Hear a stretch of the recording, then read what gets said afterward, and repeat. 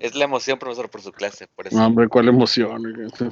Lo entendemos, Eso es ansiedad. Eso es ansiedad ya a nivel crónico. Pues. Disparo no, profe, no es desesperación. Es que ya les había dicho, tengo una clase de historia de la cultura 4 horas. Ahorita les estaba explicando la evaluación del semestre y pues si ustedes de repente se hacen bolas, imagínense los del primer semestre.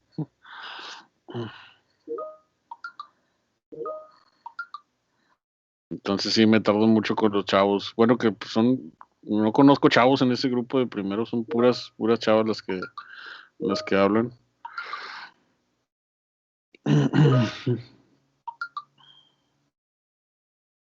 Y entonces sí me tardo mucho con ese grupo. De hecho, voy terminando apenas, déjenme ir por agua. O sea, si me dan chance. Sí, profe, adelante. No hay problema, estamos aquí nomás para Ya hacer sabemos tiempo. que está bien. No, capaz que a Nacho le da ansiedad y luego no me dejan. No, pues.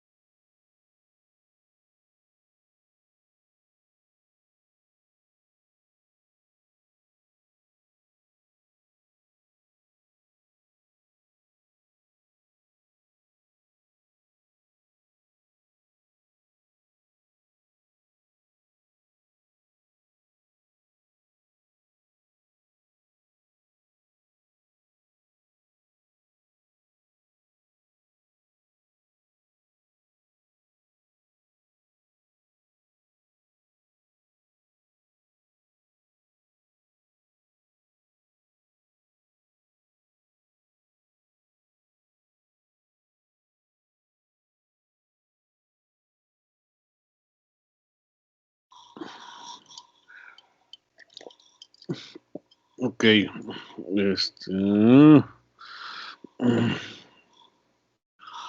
Ok, empecemos con...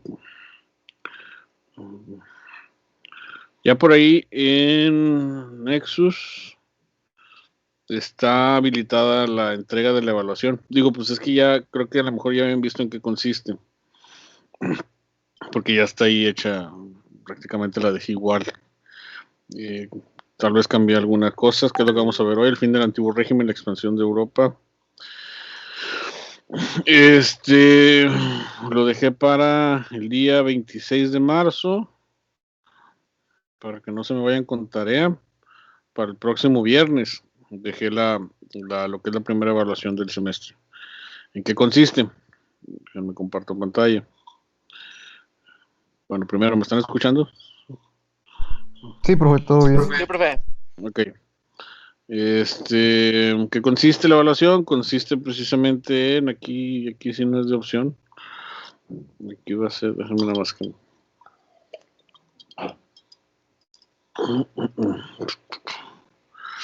Aquí dice exposición sobre el fin del mundo moderno, los inicios del mundo contemporáneo, descripción de los principales procesos. Bueno, es el contenido, vamos directo a la actividad. Desarrolla las siguientes temáticas de la siguiente manera, no más de una cuartilla por cada temática. Se pide ser claro y preciso, evitar poner información innecesaria, hacerlo un Word, letariado, también Romano baño 12.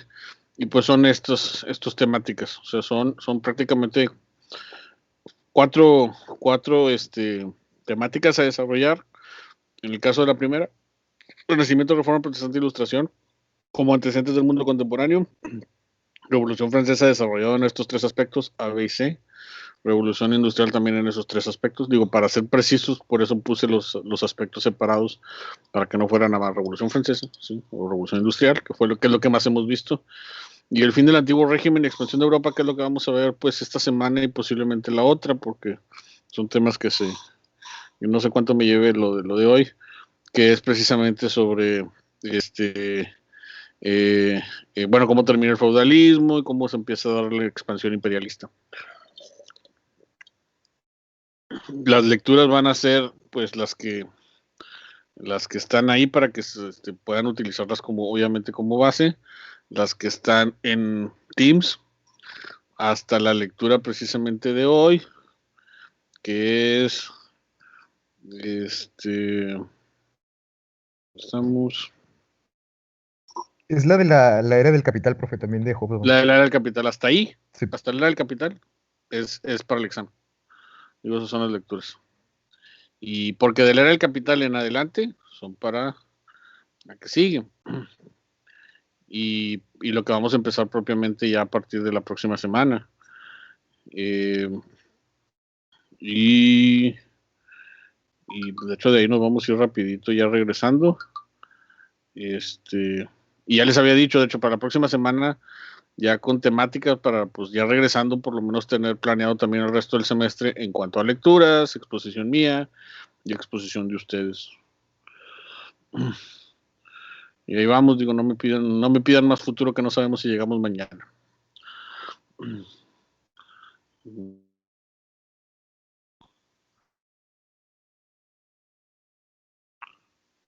Sí, hasta el era del capital, y ya todo lo que es del era del imperio hasta acá, es bueno, es de la otra parte del semestre. Muy bien, ¿alguna pregunta, alguna duda de lo que acabo de explicar?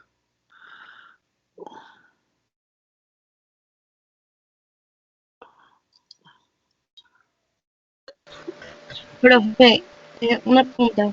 Mande. Entonces, de las temáticas que están en Nexus, que es el punto 1, Renacimiento, Reforma Protestante e Ilustración, el punto 2, Revolución Francesa, 3, Revolución Industrial y 4, el fin del antiguo régimen, agarramos una No, y la son describimos, o son todas. Ah, ok. Bueno, todas. gracias. Y no son todos. Aquí no hay opciones. Es desarrollar las siguientes temáticas. ¿Sí? Ahí no dice escoger.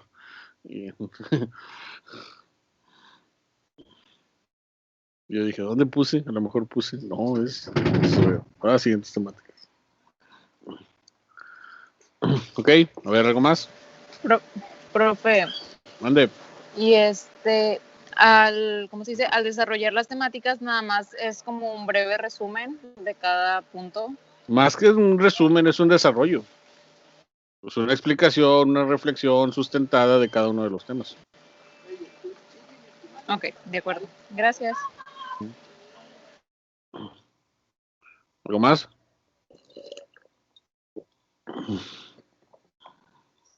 Sí, yo les pido, por ejemplo, y ahí lo pido, o sea, no más de una cuartilla, porque luego siento que también hay que tener capacidad de síntesis. Pero por eso pido ser claro y preciso, ¿no? O sea, no se trata de desarrollar cada una de las temáticas de una forma, ¿cómo explicarlo? Resumida. O sea, trata de que sea una combinación tanto de la idea principal como de una reflexión por parte suya. Eso es una de las cosas que me fijo, porque muchas veces, precisamente como estos exámenes o evaluaciones se las dejo para que puedan llevarlo, me ponen solamente lo que están leyendo y yo no veo ninguna reflexión personal en muchas ocasiones. Nada más veo que me están amontonando datos de los autores.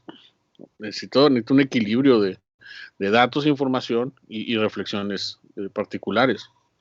Miren, y para ser más claro, sobre todo porque es una de las cosas que a lo mejor me van a preguntar, los incisos, en los incisos también me refiero a que sean por cuartilla, ¿no? Porque, por ejemplo, aquí les pongo una cuartilla por cada uno. Bueno, los incisos, como la Revolución Francesa Industrial, sí es bastante como para poner en una cuartilla todo, por eso los incisos son, a veces, son por cada inciso, mínimo o máximo, mejor, no más de una cuartilla, de hecho, no más de una cuartilla. Por inciso. Sí, por inciso. En el caso sobre todo de Revolución Francesa Industrial. Porque yo sé que son temas como los que más hemos visto, los que más van a tender a desarrollar, y por eso la capacidad de exponerse ahí va a ser mayor.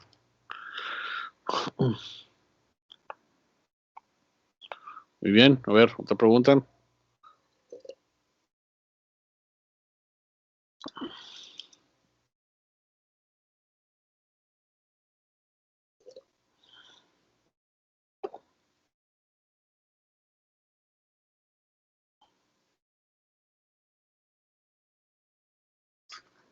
Nada. A la una, a las dos.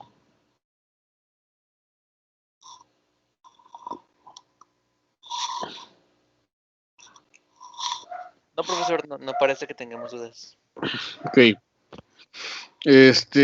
Para el viernes, ya saben, no, el otro viernes. Tienen todo el tiempo para que puedan hacer relecturas y demás. Y pues la friega va a ser después para mí. Ok, muy bien. Vamos a ver este tema. La exterminada antiguo régimen, la expansión de Europa. ¿Listos? ¿Se ve? Sí, profe. Sí, profe, sí se ve. Sí, profe, sí se ve. Pues vámonos a donde nos quedamos con Napoleón. ¿Dónde nos quedamos con Napoleón? A ver, vamos a hacer un resumen. ¿Qué fue el último que vimos de Revolución Francesa? Básicamente la revolución, lo único que realmente tuvo un éxito considerable fue que en el ejército surgió la figura de Napoleón como un comandante importante que, digamos que puso en práctica diferentes estrategias de guerra que antes no habían estado combinadas todas simultáneamente, y eso le ganó hacer que el ejército francés creciera y poder empezar a expandirse contra las diversas naciones que le habían declarado la guerra a Europa para evitar que la revolución triunfase y así tiraran a la monarquía. Ok, muy bien. De hecho puse aquí, fue la coronación en 1804. Vamos a verlo, hoy vamos a ver varias cosas. Perdón si no vamos a ver a lo mejor temáticas más a profundidad. Ya les he dicho que vamos en muchas ocasiones corriendo. Una de las cosas que vamos a ver, por ejemplo, ahorita estamos empezando con guerras napoleónicas, pero pues no vamos a profundizar tanto en ellas como a lo mejor algunos quisieran y demás. Recuerden que esa es la razón por la que los productos integradores deben así ser de temas que ustedes a lo mejor quisieran profundizar más, para que pudieran investigar y nos lo pudieran exponer, porque pues aquí estamos haciendo síntesis de todo. Entonces, lo último que vimos precisamente con la Revolución Francesa, que fue donde nos quedamos, y ya para estas alturas precisamente esta lectura es digamos un punto donde van a converger las dos últimas temáticas que vimos, que son Revolución Francesa e Industrial. Entonces también por eso va a ser importante que el tema que vamos a ver hoy, los antecedentes son los dos temas que vimos, porque recuerden que los dos temas que vimos fueron contemporáneos.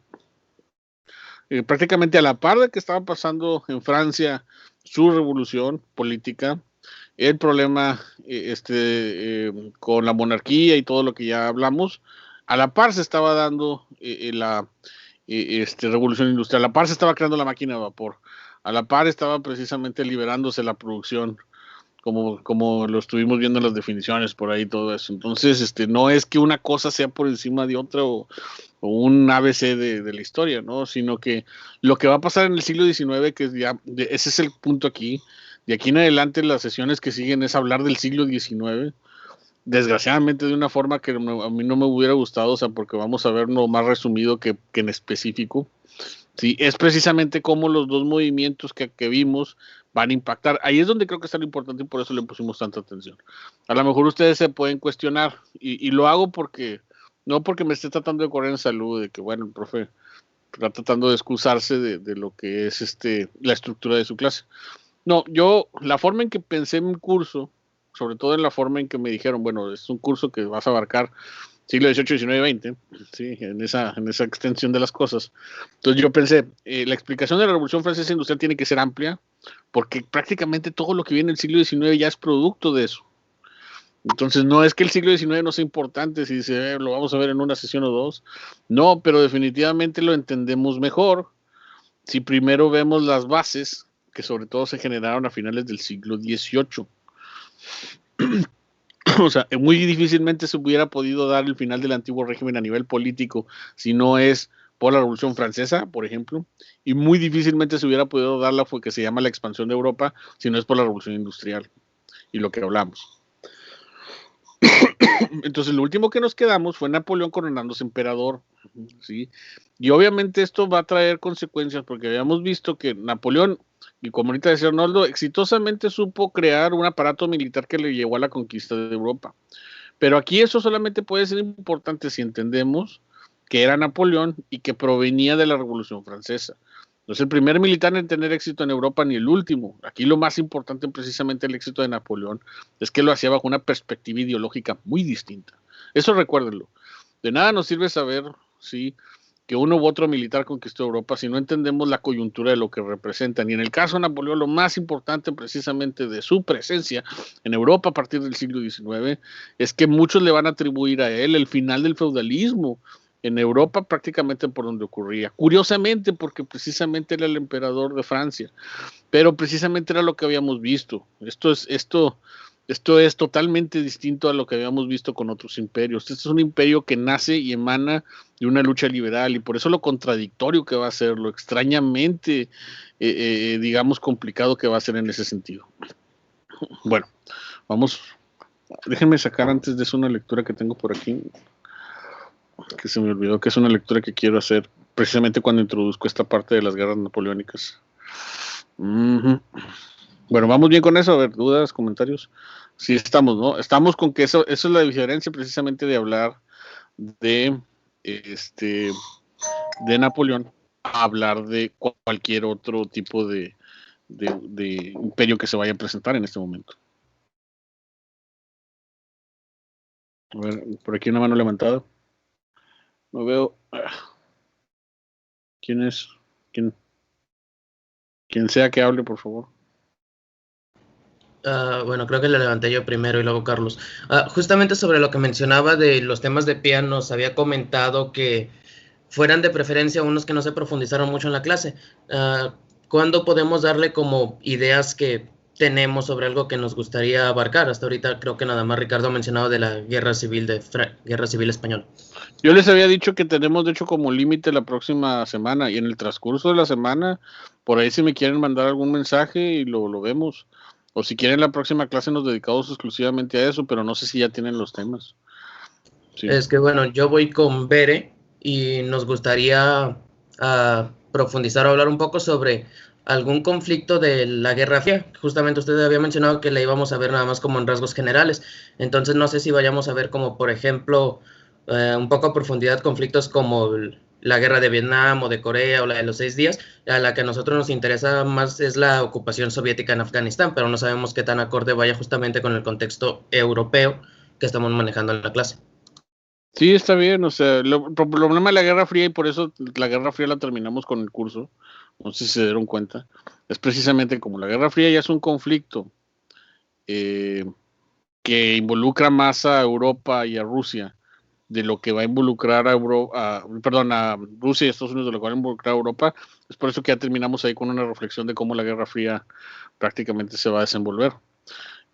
Por eso creo que es un buen tema también, precisamente para ver esas cuestiones, para ver lo que es y lo que no es en la Guerra Fría, lo que es europeo y lo que no es europeo, entendiendo que al final pues es parte de esa idea. Ya, Entonces, profe. Y dentro de esto que es la ocupación soviética en Afganistán, que queremos elegir como tema, podríamos, es que no sé qué tanto la vamos a ver en clase, abarcarla como un poco, como un sumario, como un resumen en su totalidad, o tendríamos que enfocarla a un ámbito específico, como sus posteriores consecuencias dentro de la sociedad afgana, o no sé. pues es que ya la guerra de Afganistán puede verse más como, primero entender bien la Guerra Fría y luego ya, pues si lo quieren ustedes profundizar, pues ya depende de ustedes, no me lo pregunten a mí. Digo, depende de qué tanto nos quieran hablar de ello. Si nos quieren hablar mucho, nos quieren hablar poco. Si tienen mucha información, o tienen poca.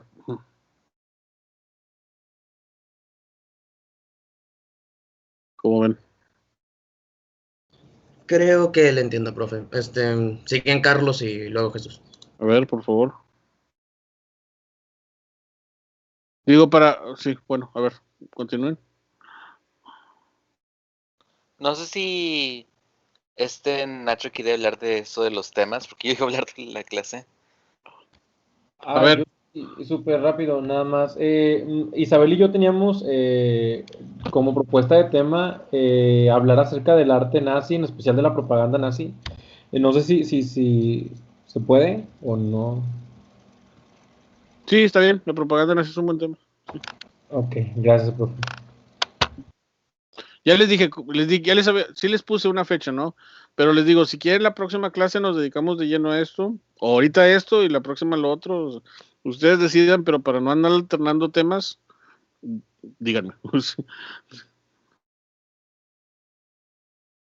A ver, reaccionen.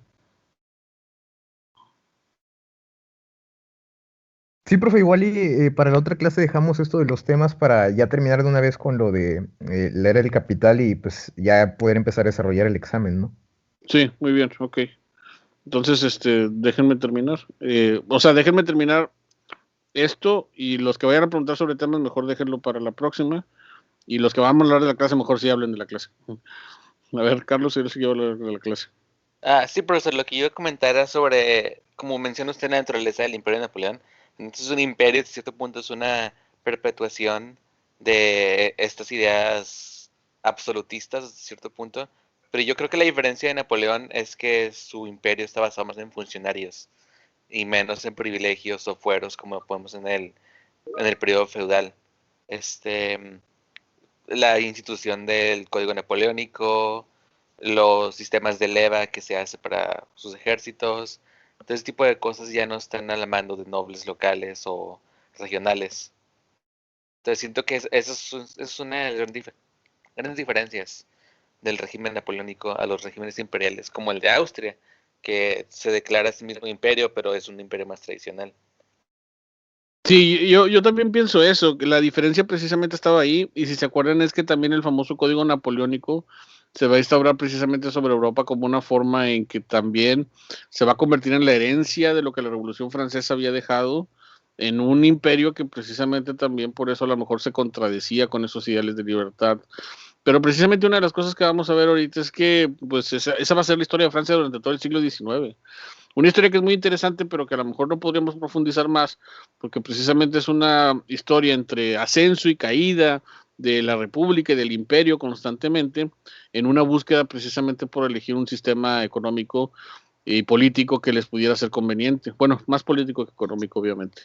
y que precisamente a lo mejor va a encontrar su punto máximo no con este Napoleón, sino con el otro, con Napoleón III, y que precisamente ya después termina con la, ¿cómo se llama? Con la guerra franco-prusiana, donde precisamente ya se queda demostrado que pues al final, aunque Francia logra establecer a un imperio que de hecho va a tener, digamos, consecuencias importantes sobre Europa, pues no va a poder también contra el avance prusiano que por eso yo, fíjense, pongo el avance prusiano como la parte de la otra mitad del curso, porque para mí definitivamente Europa, esta historia, por lo menos en estos 2 siglos, siglos XIX y XX, se divide entre lo que hacen Inglaterra y Francia en esa primera parte con sus revoluciones y la influencia que tienen, y esa como no termina, pero va a ser una continuación, pero ahora con el elemento alemán, que definitivamente va a cambiar las cosas por mucho. Sí, o sea, como que definitivamente la presencia ya prusiana, alemana y el imperio alemán va a hacer que las cosas sean distintas, sí, en ese sentido, ¿no? Pero sí, y por lo que menciona sobre todo también de Austria, es que eran imperios que todavía tenían y trataban de percibir las viejas glorias de lo que era ¿cómo se llama?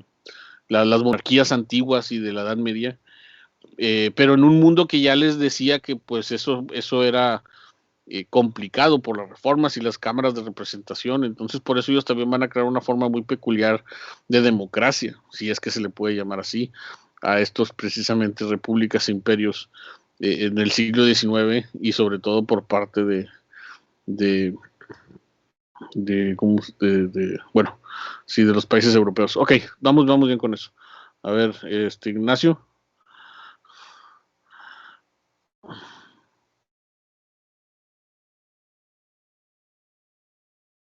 Creo que es Derek. Profe, yo no tengo la mano. No. Sí, sí, creo que es Derek, sí. Yo lo había visto con Ignacio. Ok, Derek. Sí, pero para contestar tantito lo que dijo mi compañero Carlos, Sí. pero es que tampoco creo que sea muy correcto decir que bueno, tal vez no dijo eso, pero que el imperio de Napoleón rompió completamente con las prácticas que se tenían de los imperios más tradicionales de antes. O sea, todavía intentó establecer su dinastía a través de los reinos de Europa, el caso más famoso siendo poniendo a su hermano a cargo de España. España. Pero a ver, explica bien eso, o sea que todavía hay mucho despotismo aquí en el imperio francés o sea que a veces no se dejaba llevar tanto por los funcionarios y por el código que había establecido y más bien por lo que le convenía. No sé si me explico muy bien. Sí, pero recuerda que sí, está bien lo que dices, precisamente por eso con Napoleón definitivamente ya no encontramos elementos para hablar de que la Revolución Francesa va a tener una continuidad tal cual empezó, pero también recuerda que con la presencia de su hermano en España se dan las reformas borbónicas, que muchos consideran un avance en cuanto a un precisamente sistema distinto al que tenía España, y que precisamente va, bueno, queramos o no, regular una forma de poder distinta a la que había con los, bueno, estaban los Borbones, están las reformas, está luego la Constitución de Cádiz, y mucho de ello tiene que ver lo que estaba pasando en Europa. O sea, entonces sí hay un despotismo por parte de Napoleón y su legado, pero sí también estamos hablando de que por otro lado, sí, ya las cosas ya no podían ser iguales. Así como yo lo veo, y espero externarlo de esa manera, digo, recuerden que ustedes también lean, infórmense sobre lo que son este periodo, que para mí ya incluso puede tener perspectivas diferentes de acuerdo a los historiadores que lo promueven. Para mí las cosas después de las guerras napoleónicas, aunque tratan de volver al punto donde se habían encontrado antes de 1789, que era regresar precisamente a volver a una Europa con reinos y con glorias monárquicas, ya no era posible. Sí, ya el ascenso precisamente de la clase burguesa era imposible de frenar, y por más aspiraciones aristócratas o imperiales que tuvieran los países en general, estos ya no podían simple y sencillamente comportarse de la misma manera. ¿A qué me refiero con eso? A que ya no se podían imponer sin tener una cámara de representación, o sin que no hubiera consecuencias por precisamente prolongarla. Y yo les había dicho, el país que precisamente más va a resistirse a esos cambios es Rusia. Y por eso el gran cambio que esa resistencia va a provocar va a ser también distinto al resto de Europa, que es la Revolución Rusa de 1917. Entonces, no sé si también con eso me explico. Sí, continuó el despotismo, pero ya no puede mantenerse en la misma manera que antes se sostenía con la Revolución Francesa durante la época del absolutismo. Sí, digo, no quiero sonar a discurso político, pero a partir de ahí las cosas ya habían cambiado y difícilmente se podía regresar a otro tiempo. Pienso yo. Ok. Emerson. Sí, gracias, profe. Sí, es que me parece que lo que tal vez Carlos se refería un poco era más como la manera en la que, pues, él como sistema de Napoleón, pues, involucró un poco más a los funcionarios, ¿no? Obviamente no que ya tuvieran un control total sobre el gobierno, o que dejase de ser o de haber un despotismo, pero pues como que empezaron a tener un poco más de participación. Y yo creo que en este sentido también es importante, pues, la manera en la que llegaban estos funcionarios a sus puestos, ¿no? Que no recuerdo si cuando hablamos de Napoleón por primera vez si lo llegamos a mencionar, o si venía en alguna lectura, pero es que, bueno, ahora estos podían ascender conforme las jerarquías, pues, mediante sus métodos, perdón, mediante sus méritos. Entonces, pues yo creo que este aspecto también es relevante porque empezamos a tomar en cuenta ya en la clase, pues, militar o también la clase que administra el sistema político, pues a personajes que van ascendiendo conforme a la jerarquía. Y bueno, Napoleón pues es el claro ejemplo, ¿no? Llegó al poder mediante pues todas sus habilidades.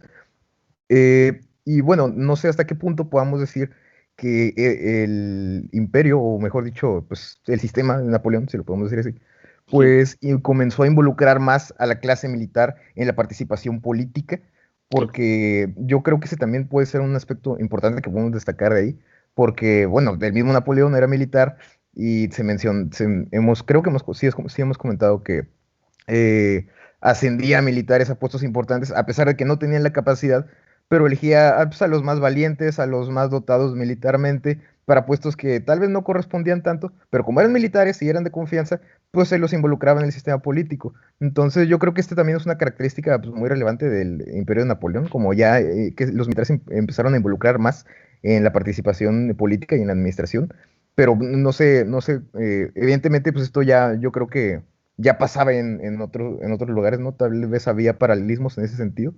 Pero no sé hasta qué punto opina usted, profe, que pues sí el Imperio de Napoleón fue innovador en ese sentido. No sé cómo le gusta, profe. No, fíjate que tiene razón. Tiene razón porque precisamente como militar, él estaba muy precisamente enfocado a que entonces los gobiernos por lo menos tuvieran esa carga militar. Claro que esperaba que fueran militares de un nuevo régimen, adecuados precisamente a estas nuevas perspectivas, hasta cierto punto podríamos decir liberales, no obviamente militares del antiguo régimen, pero eso que explicas precisamente a la larga se puede decir que es el resumen de toda la historia del siglo XIX, cómo los gobiernos militares van a precisamente tratar de desplazar a los gobiernos burgueses. Obviamente ya no hablemos de los aristocráticos, que esos estaban en un lugar donde ya no hacían, o si eran importantes ya no hacían daño o estaban destruidos, como el caso pues ya francés precisamente, ¿sí? O posteriormente lo vamos a ver con otros territorios. Pero lo que mencionas precisamente del ascenso del militarismo al poder es lo que el siglo XIX va a marcar. Por eso es un siglo también de muchas guerras y conflictos. Y si ustedes se ponen a pensar, ¿hasta cuándo precisamente vamos a encontrar en general gobiernos donde a partir de este momento, y bien lo puedes poner, y qué bueno que empecemos con Napoleón, digamos que Napoleón es el primero, aunque no lo sea, porque supongo que ha de haber otro, que llega como militar al poder, no como aristócrata, no como burgués, sino como militar. Y de ahí en adelante, ¿hasta cuándo vamos a dejar de ver militares en el poder en Europa y en otras partes?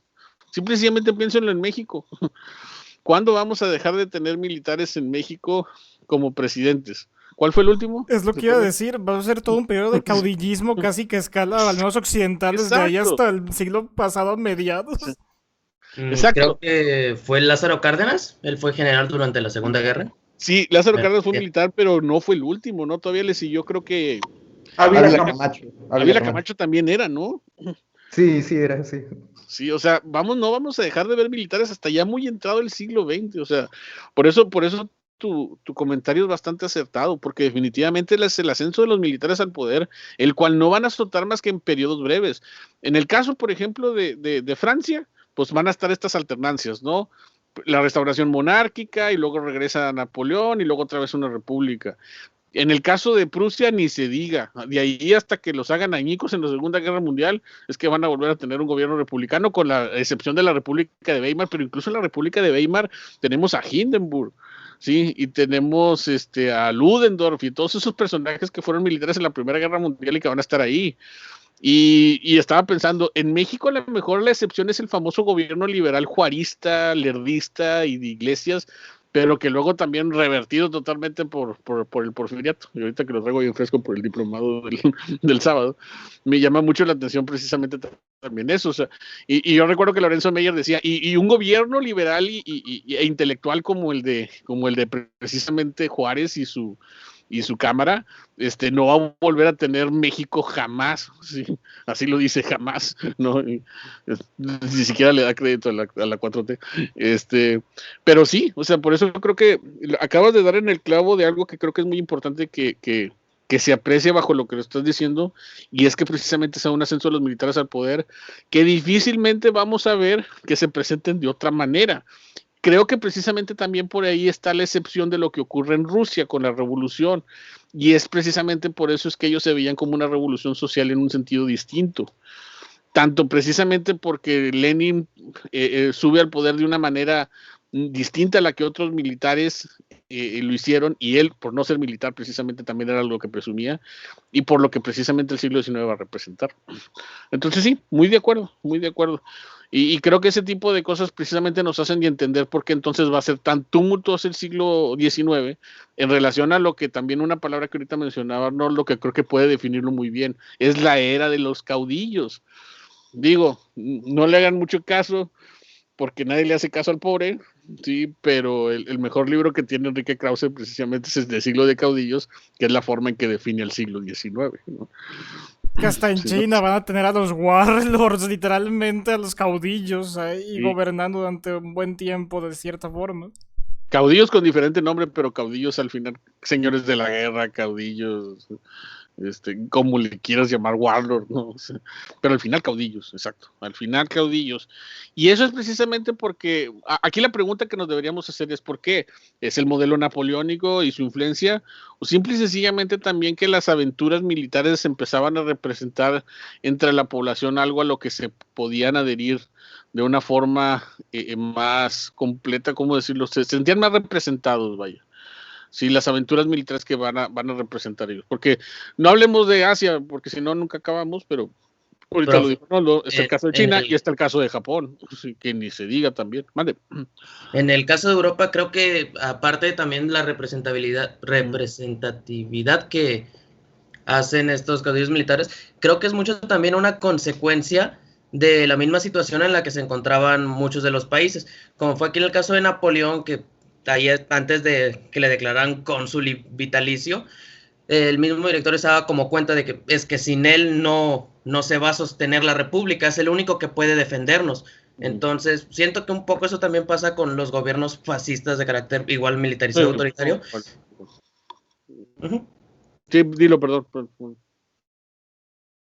Justamente eso mismo, no solo es que se sienten representados, sino que sienten que el único capaz de poder protegerlos y defenderlos son ese tipo de personas. Por eso quieren que también ocupen los cargos por periodos de tiempo más prolongados, al rango ya de dictaduras o hasta vitalicios.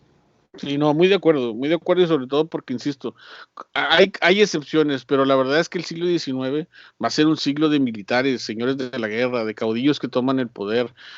El siglo XIX, por poner un parámetro, pero se extiende todavía hasta el siglo XX, con excepciones muy, muy obviamente marcadas. La Revolución Mexicana lo intentó, pero también no lo logra, e incluso todos los demás que subían precisamente por otras formas o por guerras así llamadas sociales, de todos modos terminaban siendo gobiernos militares. Eso es algo bien extraño. De hecho, por eso yo considero que ahí es donde precisamente el liberalismo encuentra esta idea de liberales y conservadores. que a veces es bastante confundida. El siglo XIX, por ejemplo, en México se define mucho entre esas luchas, ¿no? Ya a partir de que se da la independencia con España, viene esta famosa lucha entre liberales y conservadores que tanto se pronuncia en los libros, incluso que llevamos en la primaria.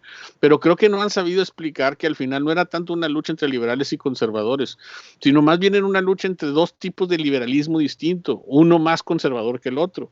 Y como que queremos pensar que las luchas del siglo XIX entre liberales y conservadores eran entre los que querían una monarquía y los que querían una república, pero más bien eran los que querían una república y los que querían una república, sí, con un monarca, sí, o una monarquía parlamentaria, como se conoce.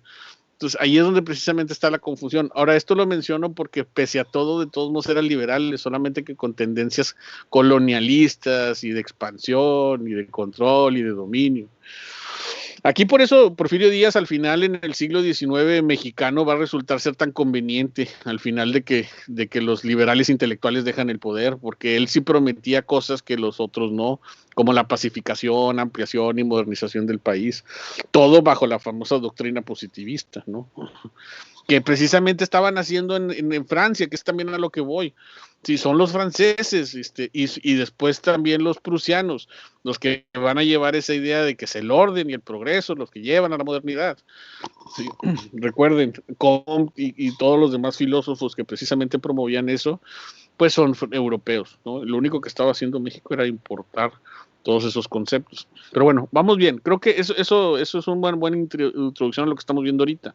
Porque entonces todo esto que tengo aquí en esta primera diapositiva es prácticamente la evolución del gobierno napoleónico. Primero se corona emperador, luego viene este desorden político inevitable, que es tanto por miedo a lo que Napoleón podía provocar, como también por el cambio en el orden y el panorama político. Viene la batalla de Austerlitz, donde Francia derrota a Rusia y Austria, y por un momento parecía que precisamente los franceses sí tenían este poder en el continente, hasta que precisamente llegan los ingleses. En 1806 el bloqueo continental, en este caso a Inglaterra, es una prueba también de que los ingleses eran el peligro precisamente que Francia veía, pero los ingleses tampoco se iban a dejar. Y ya con el aparato que estaban creando de poder, gracias a lo que vimos con la revolución industrial, es que también las cosas le van a dar un vuelta a la página importante. De ahí en adelante entonces viene lo que estaba mencionando, el control de Europa, cómo se van a empezar a poner, pues, provincias francesas que precisamente traten de funcionar como controladas bajo una autoridad bonapartista, y entonces se ponen en Portugal, se ponen en España, con los estados pontificios. Ahora, eso es bien interesante precisamente porque una de las entonces consecuencias de las guerras napoleónicas que estamos hablando aquí es también la independencia de América Latina. Ahí es donde les digo, y lo que les estaba diciendo, bueno, déspota y todo, pero este movimiento lo que estaba generando también era el efecto de desencadenado de que otros países también empezaran a experimentar cambios en sus viejos regímenes. Entonces, creo que lo saben porque no tengo que profundizarlo mucho, pero José Bonaparte en España va a promover que se dé este movimiento nacionalista, criollista en la Nueva España, que precisamente va a derivar en la idea de que también había que terminar con el antiguo régimen en la misma América. Y esto por nada más mencionar a México de una manera, sino estamos hablando de que toda América Latina a principios del siglo XIX se va a ver favorecida por las guerras napoleónicas. Ven cómo las guerras napoleónicas, que es lo que les mencionaba, directa o indirectamente van a terminar en un efecto carambola, donde los viejos regímenes, tanto en Europa como fuera de Europa, van a empezar a caer y van a empezar a estar en manos ahora de gente que trate de representar esos intereses nacionales. Ya hablamos de la nación en Asia, se los mencionaba sobre todo en particular. Aquí creo que todavía no lo hemos hablado porque precisamente está en construcción, porque una de las cosas entonces también que estamos viendo con estas guerras napoleónicas es que no solamente está desapareciendo el antiguo régimen, sino también se están creando el famoso Estado-Nación contemporáneo, que pues aún perdura hasta nuestro tiempo. ¿Qué es eso de Estado-Nación? Bueno, países que se identifican bajo una política, un sistema legal, un territorio, un idioma, una cultura, y entonces producto precisamente de las guerras napoleónicas, con el antecedente de la Revolución Francesa detrás de ello, y con el apoyo económico que la Revolución Industrial podía crear, es que ya se empiezan a definir las naciones modernas de Europa, y no se diga de América, o en algunas partes también de Asia, por mencionarlo en algún punto. Creo que principalmente Europa y América son los que empiezan a experimentar esta formación de Estados-nación. Difícilmente podríamos hablar de que eso estaba sucediendo en África, por eso no lo digo como algo global, porque no lo es, ¿sí? No lo es, y en ese sentido precisamente lo que se estaba provocando con los imperios napoleónicos, con el imperio napoleónico, con las guerras napoleónicas, era solamente terminar con todos aquellos todavía países que sostenían el absolutismo del feudalismo de una forma conservadora. Sí, porque también decir que desaparecieron por completo sería descabellado. Pero ya les dije, con excepción de Rusia, el resto prácticamente o va a caer o se va a reconfigurar. O las monarquías van a pasar a ser repúblicas, o las monarquías van a pasar a tener una cámara de representación que las equilibre. Sí, llámese precisamente un sistema de representación, parlamento, congreso, senado, Reichstag, dieta, todas las formas en que les van a llamar, ¿no? Precisamente para poder subsistir en estos cambios. Y bueno, ahí es donde yo creo que precisamente ya pasamos de lo que Napoleón logra con el control de Europa, ahora lo que ya no va a poder, que es precisamente pues tratar de ampliar el territorio. ¿Qué es lo que pasa? Hablemos de eso. Mande, perdón. Lo siento por interrumpirlo. No veo manos, perdón, ahí voy ya. Dime. No, perdón por interrumpirlo, profe, pero ahorita mismo con esto que menciona antes de que salte lo que no logra Napoleón, quizá algo que siento que le faltó agregar es la disolución del Sacro Imperio Romano Germánico. Bueno, después de la batalla de Austerlitz desaparece por completo, fundan la Confederación del Rin, que es un estado títere bajo Francia, de estados alemanes, y si tengo entendido, por las discusiones que he hecho, que esto causa un sentido de odio hacia los franceses muy fuerte en estos estados alemanes, y también, como usted menciona, refuerza la identidad alemana, y eso, eso termina como que siendo el camino hacia la unificación alemana más adelante con Prusia. Perdón por no lo mencioné, pero dije, Roma, ¿a quién le importa? No, nada a sacarlo. Nada, no, sí, es que es lo que te digo, o sea, los viejos regímenes desaparecen. Y si de una u otra forma pudiéramos decir que en el caso alemán algo representaba el viejo régimen, era el Sacro Imperio. Entonces, es otro régimen que desaparece. Por eso lo resumí así. Y perdón si no fue en específico. Todos desaparecen, todos, menos Rusia. ¿Sí? Porque así lo quise, digamos, ahorrar, pero tienes razón, es el Sacro Imperio Romano Germánico, es los Borbones en las partes que quedaban de Europa, no digamos Inglaterra porque ellos ya habían tenido su revolución, los Países Bajos a lo mejor se sostenían en cierta forma, pero prácticamente en la Europa de este momento, los viejos regímenes que se venían arrastrando, Edad Media o incluso Edad Antigua, aquí van a encontrar su fin, y sí, definitivamente Sacro Imperio Romano Germánico, ¿no? Y eso va a provocar una división, pero a la larga también un factor de unidad, porque como dices tú, los alemanes van a ver un enemigo en común a partir de ese momento.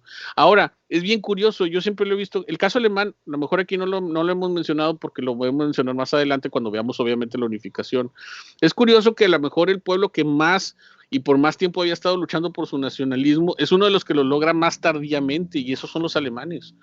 Digo, si nosotros pensamos precisamente en la disolución del Imperio Romano, la caída de Constantinopla, en la Reforma, ¿sí? Todos esos fueron intentos precisamente de los países de la Europa Oriental por tratar precisamente de crear una identidad, pero de una u otra manera como que nunca lograron hacer y establecer una unidad nacional como sí lo va a lograr Francia e Inglaterra con sus respectivas revoluciones, ¿sí?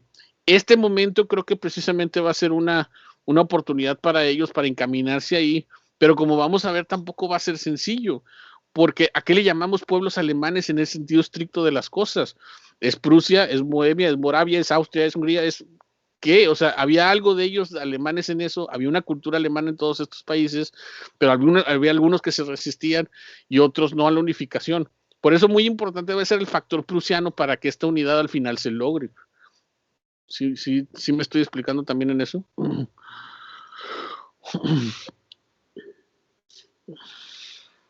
Voy por otro camino. No, sí, profe. Mande. No sé si Carlos iba a decir algo. No, nada más, perdón. Sí. Pero es que, profe, o sea, si bien el Sacro Imperio Germánico desapareció, no, o sea, no sé si desapareció el viejo orden, porque Prusia, aunque ya iba camino a la unificación, todavía se mantenía ahí igual. Austria todavía seguía existiendo, si bien en capacidad disminuida. Se cortó, no puedes repetirlo, es que de repente te escucho y de repente no hay, se me va la idea, ya no supe si lo que me querías decir es otra cosa. Entonces no seas bueno, malito, repítemelo. Sí, que no estoy tan seguro de que debamos decir tan así absoluto que se haya ido el viejo orden, o sea, y que solo Rusia haya permanecido, porque, o sea, Austria, aunque ya no tan fuerte, Germánico, como dijeron, ya desapareció, pero Austria seguía ahí, Prusia seguía ahí, en Francia terminaron volviendo por un rato los Borbones después de que sacaron a Napoleón, después de que se volvió Napoleón, después de que sacaron a Napoleón otra vez. En España, después de que echaran al hermano de Napoleón, tuvieron problemas el rey y la gente de una, no me acuerdo cómo se llama, de los gentíos, una guerra con una guerra popular, pero no me acuerdo, no recuerdo muy bien cómo se llamaba. Ok, ya, sí, tiene razón, pero pese a todo eso, eran gobiernos que estaban dispuestos a tener una cámara de representación o tenían una burguesía que los aconsejaba o simple y sencillamente estaban modernizándose en áreas como la economía y la política. Insisto, lean bien el caso de Rusia, esos tipos estaban tan negados a todo eso, ¿sí? Que por eso los pongo como caso aparte. Si dices tú Austria-Hungría, sí, pero por lo menos ya se estaba maquilando lo que va a ser en el caso prusiano, por ejemplo, ¿cómo se le llamaba esta liga? La liga hanseática, ¿no? Todas estas precisamente asociaciones tanto económicas como políticas que se crearon como preámbulos a la transición ya republicana democrática a la cual les va a seguir.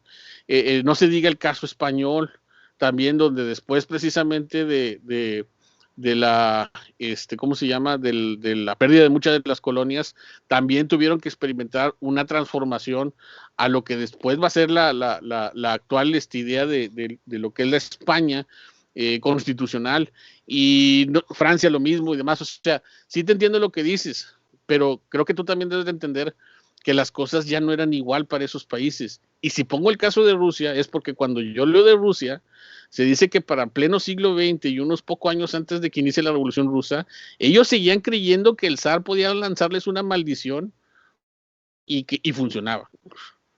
Digo, yo creo que no hay mejor explicación para entender cómo Rusia estaba tan negada a los cambios y a las reformas de ese tipo como la figura de Rasputín. Que no quiero hablar de ella todavía, pero porque precisamente es la representación de lo atrasada que estaba Rusia. Sí, monje loco que precisamente prácticamente tenía el control del país, ¿no? Y en los otros países por lo menos había una, no sé si me explico, un sentido común y una clase política que ya estaba en otro sentido modernizando a estos territorios. Sí me entiendo. O sea, el Código Civil Napoleónico simple y sencillamente ya se estaba implementando en muchos de estos territorios, en otros casos se estaban implementando los propios, pero ya estaban en vías de crear un Estado moderno o más contemporáneo al que conocemos. E insisto, en cambio Rusia, vaya, sí que estaban en otras circunstancias. Sí, la famosa Duma, que es precisamente este primer órgano de representación que van a tener de diputados, primera Cámara de Diputados, se crea hasta 1905. Y en cambio en estos otros países ya estaban dando su paso a ser monarquías parlamentarias. ¿Sí? ¿Sí estamos con eso? ¿O me estoy perdiendo algo en la historia de Europa que no sé? Porque hasta donde yo sé, esa es la realidad de la Europa del siglo XIX. Sí, eran gobiernos que precisamente ya se veían como ilustrados, emanaban precisamente el triunfo liberal y lo hacían ver así. Recuerden, ¿qué es lo que tanto se dice de... Es más, déjame te lo pongo de una manera que resulte más comprensible para eso. Si todo lo que dices es cierto, ¿cómo explicamos la figura de Maximiliano?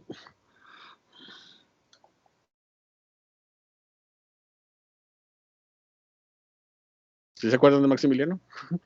De Max, nuestro amigo. ¿Qué se decía de Maximiliano cuando llegó a México? Sí, pero fue el mexicano, supongo que sí. Sí. ¿Qué se decía de Maximiliano cuando llegó a México? Muy liberal el rey. Ajá. Sí, a lo mejor Derek estaba esperando, imagínense, si Derek fuera un mexicano del siglo XIX, ahí viene Maximiliano, él nos va a llevar de nuevo a la monarquía. Y llega Maximiliano diciendo, no, vamos a implementar leyes, vamos a cambiar esto, vamos a permitir garantías individuales. No es el monarca que nos prometieron. No, porque Europa ya no era la misma. Es cierto, es que en ese momento todavía estaba lo de que se había prometido que volvería un rey Borbón a gobernar ¿Sí? México, y el rey todavía tenía como que esa visión religiosa porque realmente la Nueva España nunca había estado en contra del rey. De hecho, el rey era bastante querido y también el virrey. Ajá. Entonces dices, ¿de dónde vamos a agarrar un monarca que tenga todas las características? Tráiganselo a Austria-Hungría. De seguro ahí son los monarcas a la vieja escuela y el viejo estilo. Llega Maximiliano y absolutamente no era nada de eso. Sí. ¿Ven cómo las cosas habían cambiado? No, incluso en algunas cosas era mucho más liberal que Juárez, no sé si lo tenemos en cuenta. El periodo de Maximiliano es bien interesante en México, y creo que precisamente por eso, por la expectativa que había generado en relación precisamente a tratar de convertir a México en una monarquía al viejo régimen. Y lo mucho que decepcionaron cuando se dieron cuenta que no era así, porque ya Europa no era así. Sí. Insisto, ya estaban muy distantes precisamente de ser esos monarcas. Ya prácticamente toda la nobleza estaba muy comprometida a los cambios políticos que se estaban generando. Insisto, excepto Rusia, pero bueno, insisto que ya en su momento lo veremos, o lean bien precisamente por ahí entre las lecturas que les dejé, de cómo se ve Rusia precisamente tan aislada de toda esta situación.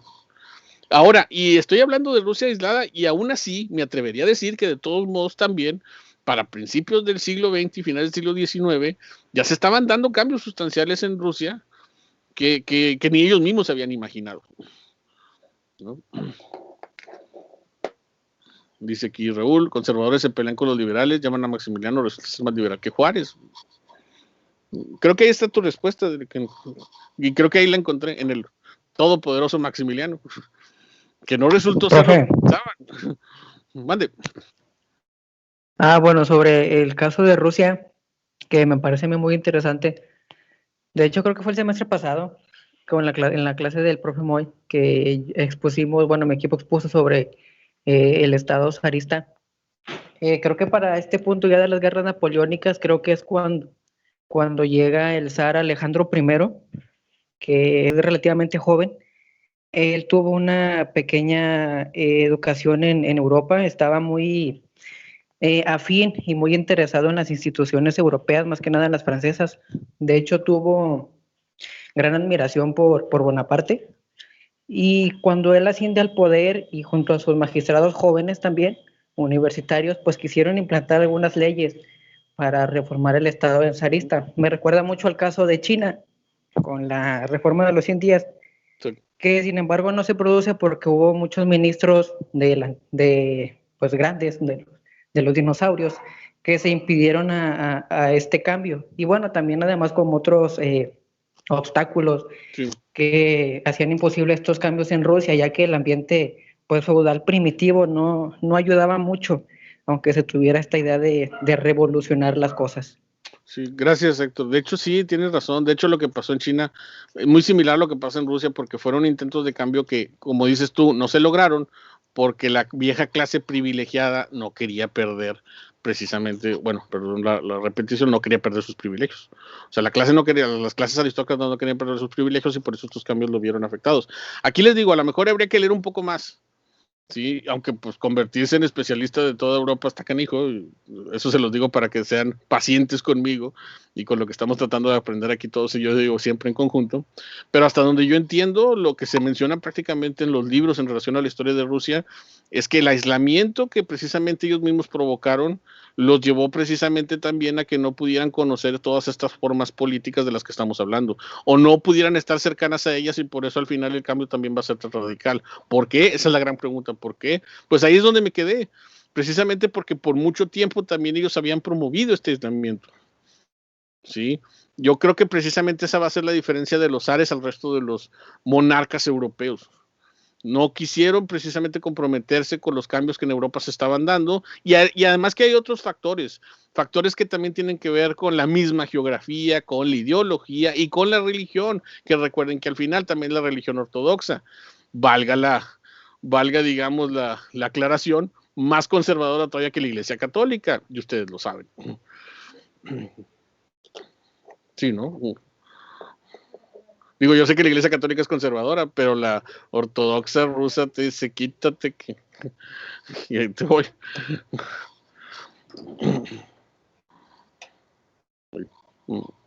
Ok, bueno, ¿vamos bien? ¿Sí se entendió? Díganme, reaccionen. Sí, profe. Sí, profe. Ok, y aquí es donde precisamente, ya quiero avanzar con Napoleón. Y entonces viene la derrota en Rusia, y creo que esto para mí es bien interesante. Bueno, está el control de Europa, está precisamente Napoleón avanzando para todas partes.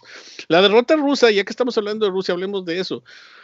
¿Por qué se da si la derrota en Rusia? ¿Es por exceso de confianza? ¿Es por Napoleón tratando precisamente de abarcar más de lo que podía? ¿O vamos a hacer como dicen todos, o el invierno? Como usted, profe, diría, es una amalgama de todas estas opciones posibles. A ver, pero hay que explicarlas. Profe, Bueno, si pudiera... yo recuerdo... Mande, Derek. Bueno, no, si, Derek levantó primero la mano. Ok. De acuerdo, si pudiera agregar algunas razones ahí. Sí, agregarlas, sí, claro. Siento que gran parte de lo que afectó el resultado de Rusia fue por una parte que, o sea, todos los recursos que Napoleón tenía invertidos en la campaña, Okay. que eran tropas veteranas, generales, de sus mejores generales, que no pudo traerse hasta acá porque Wellington andaba ahí haciéndola de problemas a todos. Y por el otro lado, que las veces que Napoleón sí consiguió, o sea, entablar batalla con los rusos en Rusia, bueno, con los rusos en Rusia, bueno, sí, claro. Nunca logró una victoria decisiva, siempre, o sea, no fue una Austerlitz o alguna otra de esos Lutzen. No tuvo ninguna así batalla decisiva con la que pudiera decir, no, pues ya está ganada la guerra, no pueden continuar peleando. O sea, ya todo eso se le juntan los problemas que ya mencionó, y Napoleón honestamente andaba peleando, andaba así como el griego que andaba con la roca yendo hacia arriba de la colina. Sí, es que por eso profundizo un poquito más, digo, quisiera ser un poco más amplio, pero bueno, vamos a hablar de esto. Casi siempre cuando se habla de la derrota rusa de Napoleón, les digo, lo resumen muy fácil, es que el invierno, es que Napoleón se ambicionó mucho, y todo lo que estás mencionando son cosas que no se ven, pero una de las cosas que, por ejemplo, yo también, desde mi punto de vista como historiador, me parece interesante, es que también se desvaloriza mucho la victoria rusa, en parte por lo que hemos estado hablando. A los rusos como que siempre se les ha hecho menos, ¿no? En relación precisamente a victorias que han tenido a lo largo de la historia, no nada más en el siglo XIX, no se diga en el siglo XX también, incluso durante el régimen soviético. El Ejército Rojo era poderoso, y por alguna razón también como que no, la historia, sobre todo muy occidentalizada, no lo quiere ver. Y creo que en el caso también precisamente de esta victoria pasa lo mismo. Sí, posiblemente no era un mejor ejército que el napoleónico, y como dices tú, también el ejército napoleónico no enfrentaba su mejor momento. Pero lo cierto es que también los rusos habían tenido una serie de victorias en el pasado que te hace entender por qué también tuvieron esta. O sea, porque aquí como que ese es el problema. Pensar que Napoleón fue el primero en que se le ocurrió invadir Rusia, primer error. Pensar que fue en invierno y como si los europeos no supieran cuándo hace frío y cuándo no, ese es el otro problema. Entonces yo creo que ahí es donde no se toman en cuenta todos esos aspectos. Y díganme si o no me estoy equivocando, cuando se habla de la derrota napoleónica en Rusia, se resume como, y es que hizo frío, y pues ya, ¿no? Y eso a mí realmente no me gusta para nada.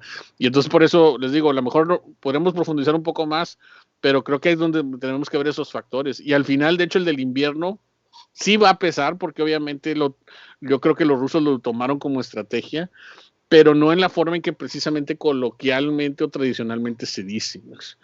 Eso es lo que yo sobre todo quería decir sobre esta cuestión de la derrota rusa, más lo que agregó Derek, más lo que no sé si alguien más quiere agregar. O sea, al final es tanto los problemas que Napoleón ya venía cargando. Por ejemplo, otra vez escuchaba o leía por ahí un militar que decía que, bueno, es que también el ejército napoleónico ya para ese momento no era el del inicio, que no sé si es lo que está diciendo Deck, porque le digo, de repente se me cortan varias cosas y no lo escucho por completo, que no era el del inicio, no era el mismo ejército supernacionalista que se formó, que ya para ese momento no lo era porque ya estaba muy, digamos, agregado a otros ejércitos que se estaban precisamente, pues sí, agregando precisamente a su propio ejército. Entonces ya era un mosaico de ejércitos distintos, sí, que precisamente no tenían el mismo ímpetu que con el ejército con el cual empezó. Muchos mencionan eso, pero en fin, por ahí va también. Carlos. Sí, profesor, yo quería agregar el hecho de que, agregando lo que dijo Derek, que creo que no lo explicó muy bien, Napoleón ya estaba muy extendido en Europa. Estaba lidiando con la rebelión española, tenía que ocupar todas sus posiciones alemanas, tenía muchos aliados, pero tenía que asegurarse con fuerza de armas de que sus aliados hicieran caso y sube muchas guarniciones en esos lugares. Y era una campaña extremadamente lejana y hay unas líneas de suministros que tiene que cruzar todo el medio de Europa, que aunque son aliados suyos, no lo hacen de que con gusto. O sea, tienen que cruzar Prusia y Austria, como usted lo muestra en su mapa. Y algo curioso es que cuando él regresa de Rusia, inmediatamente todos sus aliados le declaran la guerra. Todos los que eran aliados suyos por fuerza o por coerción sienten debilidad y se lanzan contra él. Sí. Y como usted menciona, hay que darle crédito también a los rusos. Durante mucho tiempo de las campañas de Napoleón, él estuvo con la condición de que yo soy el número uno en asuntos militares, y él siempre ganaba y siempre ganaba. Y la gente empezó a tomar nota de sus tácticas. El general Kutuzov, que es el que está a cargo de los ejércitos rusos, ya había empezado a tomar nota de las tácticas de Napoleón para la batalla de Austerlitz, pero el emperador le quitó a un lado básicamente y dijo, no, yo mando, y perdieron. Pero como que esa derrota se dieron cuenta de que hay que dejar las cosas al ejército, y él es el que toma el mando durante la campaña rusa, y es el que se da cuenta Napoleón funciona con batallas decisivas, no le voy a dar una. Y es por eso que tampoco gana en Rusia, porque se dieron cuenta de que cómo funciona Napoleón. Sí. No sé. No, sí, estoy muy de acuerdo. Digo, yo creo que eso ya es para resumirlo, digo, ya para avanzar. O sea, nada más lo único que quería, digamos, comentar, y creo que ya ustedes lo ampliaron, es que no caer cuando hablamos de este periodo en el simplismo de decir que solamente fue el invierno, que es en lo que muchos lo reducen. O sea, y se les olvida el resto de los factores. Digo, pasa con muchos eventos históricos. Este no es el primero ni el único que le va, ¿cómo se llama? Va a caer bajo ese determinismo de que fue solo una cosa. Pero aquí vaya que se abusa, ¿no? Se abusa bastante cuando se habla de Napoleón. Y yo veo que lo repiten mucho incluso en documentales y en otras cosas por el estilo. Se da poco crédito a todos esos factores que estamos hablando, ¿no? Y que precisamente también favorecieron a que esto no se lograra de esa manera. De hecho, este mapa no lo había mostrado, pero muestra todo lo que estamos estado hablando. El bloqueo continental, no sé si lo ven. La ocupación precisamente de los países dominados por Napoleón, como España, Italia, ¿no? Y bueno, y el gran problema que tuvo precisamente también para atravesar Rusia. Pero bueno, avanzando, entonces lo que menciona, ahí nos quedamos, entonces regresa, lo que está diciendo ahorita también Carlos, lo ven frágil, débil, y obviamente esto da su primer revés, y es cuando es exiliado a la isla de Elba. Rápido, sabemos que poco a poco empieza de nuevo a tener intenciones de regresar. Esto del regreso también, vayámoslo poniendo, digamos, en antesala. No es un regreso tampoco que fuera espontáneo, creo yo. Mucho se mencionaba que también su popularidad de una u otra manera en la isla lo hizo alguien como que estaba guardándose para contraatacar.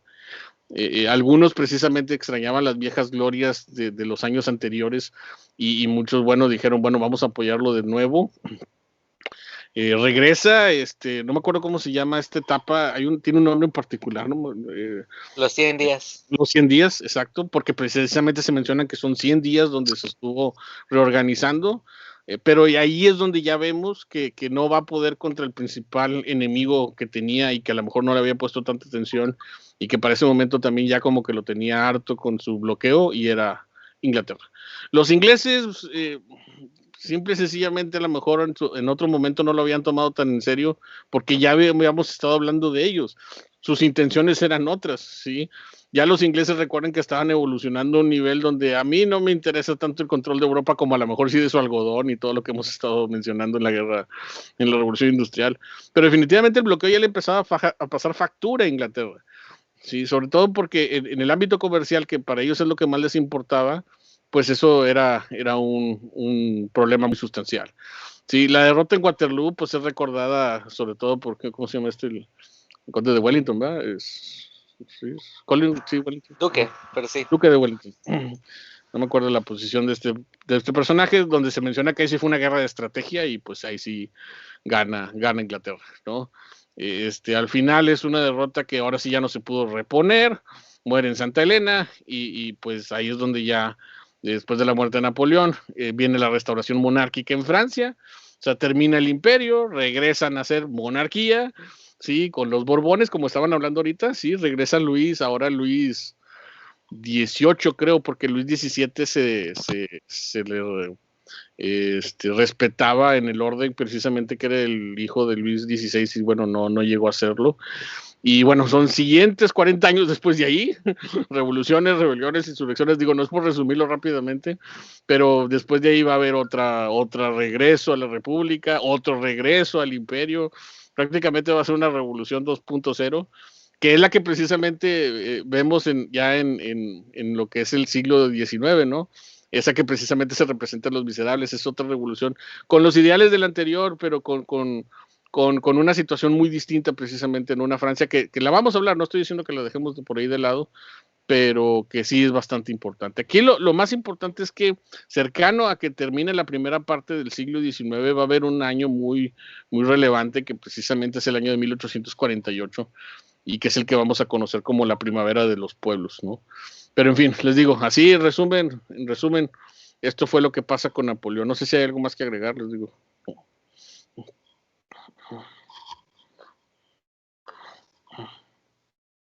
Bueno, ¿Se puede agregar? bueno, está bien. Arnoldo, no has hablado, Arnoldo. Ok, bueno, está bien. Es difícil poder mantener una guerra en un territorio lejano cuando las líneas de suministro son débiles y los rusos están quemando las propias granjas para evitar que pueda siquiera saquear. Sí, por lo que hablamos precisamente de que también a los rusos, pues ellos tuvieron su táctica. Si a lo mejor no era la táctica que la cual estaban acostumbrados los franceses, pues es otra cosa. Sí, esa es una de las cosas que yo siempre he visto que los historiadores militares mencionan de Rusia, como que esta protoguerra de guerrillas en las que ellos siempre han sabido mantenerse para mantener también a los pueblos invasores o grupos invasores que llegan desde otra parte. La táctica de la tierra quemada, de no dejar nada y irte de ahí ya. Dejar nada, atacar por sorpresa, esconderse, saber cuándo atacar. Sí. A ver, Carlos. Yo quería agregar algo solo sobre lo que pasa inmediatamente después de la derrota de Napoleón en Waterloo. Es que no se rinde. Él siguió peleando y hay los últimos 10, 15 días, creo, los chiquitos de la coalición se empiezan a acercar hacia París y Napoleón levanta un ejército de conscriptos de las masas populares de la ciudad y se la pasa luchando y luchando y luchando a las afueras, de literal a 10, 15 kilómetros de la ciudad, contra todos los ejércitos de la coalición al mismo tiempo. Y algo que me parece gracioso a mí es que nunca lo derrotan. O sea, se están acercando, son como unos 5 o 6 ejércitos de coalición. No tenían la costumbre de unirse todos, eran de que el austríaco, el británico, el prusiano, los diferentes estados menores alemanes. Nunca logran vencerlo en estas como que escaramuzas, pero al final de cuentas terminan llegando a París y la ocupan, porque Napoleón está afuera. Y es como que Napoleón escribe más adelante que él nunca pudo estar en todos lados y que sus enemigos aprendieron de él. Y se dieron cuenta, pues no le podemos ganar, no te pongas enfrente. Gana por detrás la estrategia, los recursos. Bueno, y al final, si para ti no fue derrotado, entonces ¿qué? ¿Se rindió? O sea, sí fue completamente derrotado. Pero lo importante de destacar aquí, creo yo, es que es uno de esos hombres que trató de levantar todo por su cuenta. Sí. Y es imposible, obviamente es imposible. Sí, yo creo que ya esta última parte era él contra el mundo. Sí, en definitiva era él contra una situación ya que no le podía ser adversa. Su orgullo militar a lo mejor fue lo que lo hizo sostenerse, pero pues por eso Napoleón es un personaje interesante. Digo, yo creo que en resumen una de las cosas que a mí no me gusta que a veces ponen a Napoleón es que, por ejemplo, ahorita lo mencionaron más arriba, lo ponen a nivel de Hitler. Ahí sí yo es cuando digo, no, y no nada más no por lo obvio, sí, lo obvio de que pues uno es alemán y el otro no, y son diferentes tiempos, sino porque pese a todo yo creo que él tenía ideales bastante nobles en mucho de lo que precisamente estaba diciendo. A lo mejor en otros no, pero mucho precisamente de lo que se cuenta en la historia, que a veces no es tan atractivo para estudiar como es el Código Civil, el desarrollo de la cultura, como que una nueva perspectiva también en la cultura francesa. Eso no se ve, ¿sí? Como que siempre queremos ver a Napoleón descrito por Nostradamus como el anticristo, ¿no? Y creo que eso también es algo que históricamente de su figura no me gusta cómo lo representan, no sé ustedes, ¿sí? Porque que creo que Hitler ni siquiera era un militar, Hitler era simplemente un tipo, pues un tipo que tenía problemas con la sociedad, y mientras tanto Napoleón era una persona estudiada, con conocimiento militar, de cultura, etcétera. Sin ningún tipo, por ejemplo, de acercamiento a las ideas racistas de las que tanto van a también hacer famoso el nacionalsocialismo.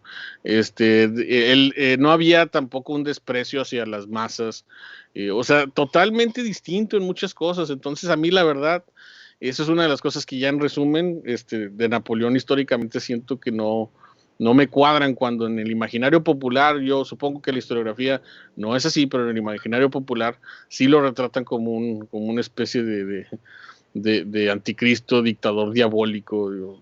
Pues yo el Napoleón que he leído es totalmente distinto. Sí. ¿Vamos? ¿O están de acuerdo conmigo? Pues sí, profe, la propaganda inglesa siempre le gustaba echarle cosas al Napoleón. Sí, es eso, la propaganda inglesa, tiene razón. La propaganda inglesa que construyó esa figura tan mezquina de él. Vaya, todo el mundo, o sea, les digo, a estas alturas creo que nosotros entendemos que ningún personaje histórico se salva de tener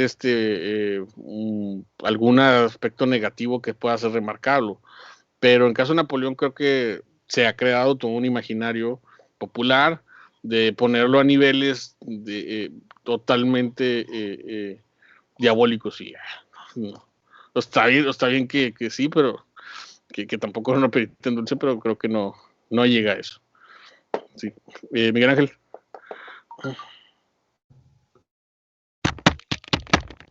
Sí, profe, de hecho, justo esto que menciona, hacia grandes rasgos, de los posteriores procesos de revoluciones y levantamientos en Francia, la verdad yo tampoco conozco mucho, pero si no me equivoco, aquí pasó algo similar como posterior a la Revolución Gloriosa, de sacar de la tumba a Crowley y juzgarlo y aventarlo a otro pozo.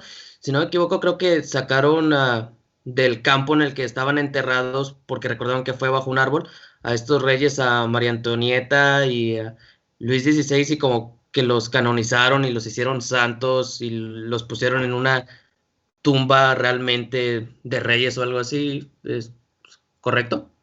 No me sé esa historia, ahí te la debo, pero ya les dije que no me sé todo, así que no sé si alguien la sabía, pero es probable, porque precisamente con este periodo de restauración monárquica, como fue un breve periodo donde precisamente trataron de volver otra vez a la vieja monarquía, que les digo, de hecho, si va a ser breve, es por lo que les he estado hablando, al final la situación ya estaba hecha en relación precisamente a cómo los gobiernos populares ya no se iban a detener, y estos se iban a seguir manifestando. Pero el dato precisamente que mencionas, ese sí no me lo sabía, pero no lo veo tampoco loco, imposible. Para como estaban las cosas, es muy probable que sí haya pasado. Que yo digo que no estoy diciendo que no me digas mentiras, yo creo que sí, nada más que como no conozco el dato, no sé. No sé si alguien se lo sabe, les digo, pero ahí nos dicen. Ok, entonces, ¿qué va a pasar? En los próximos años, déjenme avanzar por lo menos para terminar con esto, pasa precisamente lo que se conoce como la Revolución de 1848. Ahí es donde yo quería sobre todo detenerme en el caso europeo. Primero se da el fin de la restauración monárquica en Francia. Fíjense cuánto va a durar, desde el final de las guerras napoleónicas hasta 1848. Muchas cosas van a pasar, yo creo que en esto que se conoce como la primavera de los pueblos.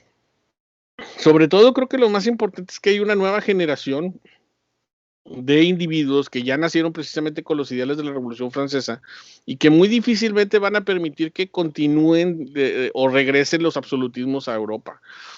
Yo creo que el año de 1848 es el año definitivo para hablar del fin del antiguo régimen. Bueno, yo lo creo y por ejemplo, Hosban también lo menciona. De hecho, ahí es donde quería mencionar esta diapositiva.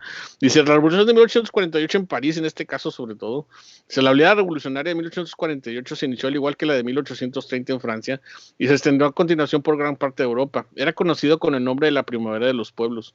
Sus causas fueron la crisis económica desatada en Francia en 1847 como consecuencia de una serie de malas cosechas, en especial la de la patata, alimento básico para las clases populares. La crisis agraria influyó en los sectores industriales y financieros, llevando al paro a muchos obreros.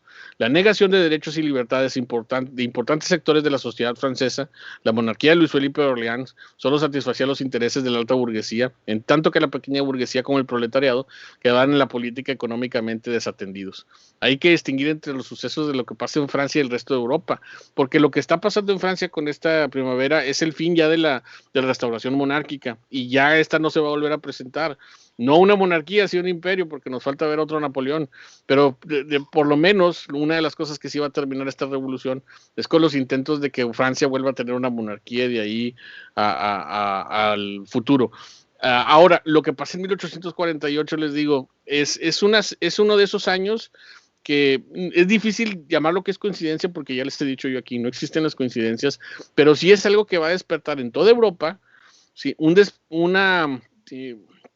Un sentimiento precisamente de, bueno, si tenemos que ponerle fin a un periodo en específico al desarrollo de las monarquías es este. Porque no solamente pasa en Francia, sino también pasa en otras partes del continente. Además de que es 1848 también un año donde, a diferencia de lo que pasa con la revolución de 1789, aquí hay un factor nuevo en esta lucha, y es también la aparición de la clase obrera.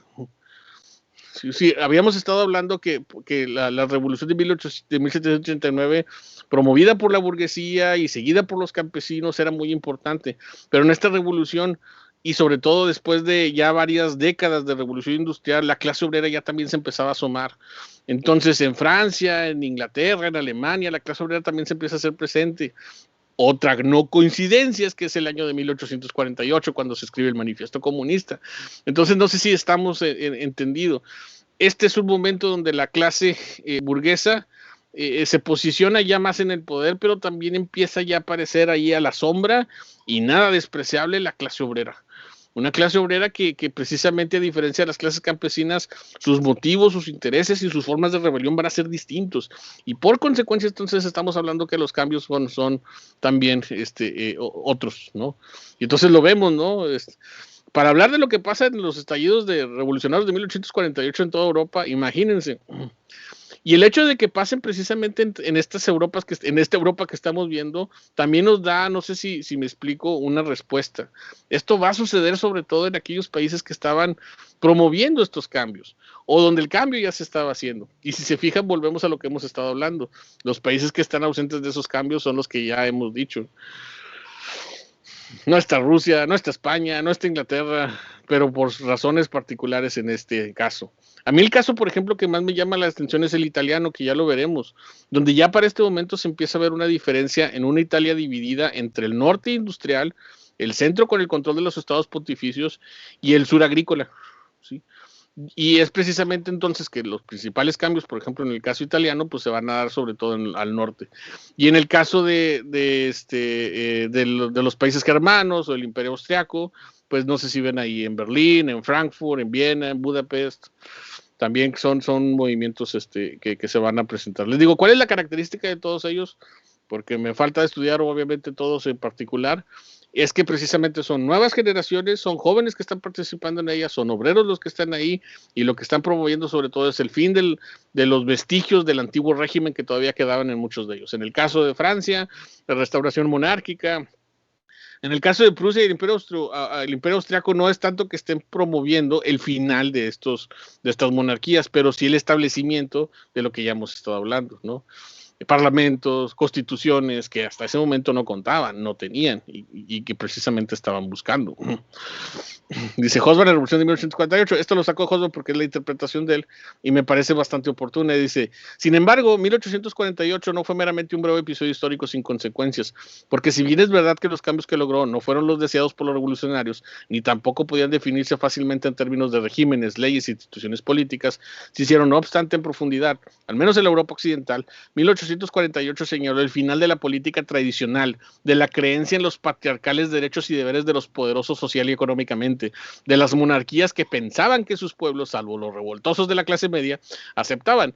Incluso aprobaban el gobierno de las dinastías por derecho divino para presidir las sociedades ordenadas por jerarquías. O sea, Hobsbawm creo que lo deja claro. 1848 es el final de la aristocracia como lo queramos ver. O sea, si esto empezó en 1789 y le queremos poner un fin, Hobsbawm dice, muchos historiadores, y pues yo creo que yo también tendría que estar de acuerdo con ellos, que es 1848 el final de los antiguos regímenes.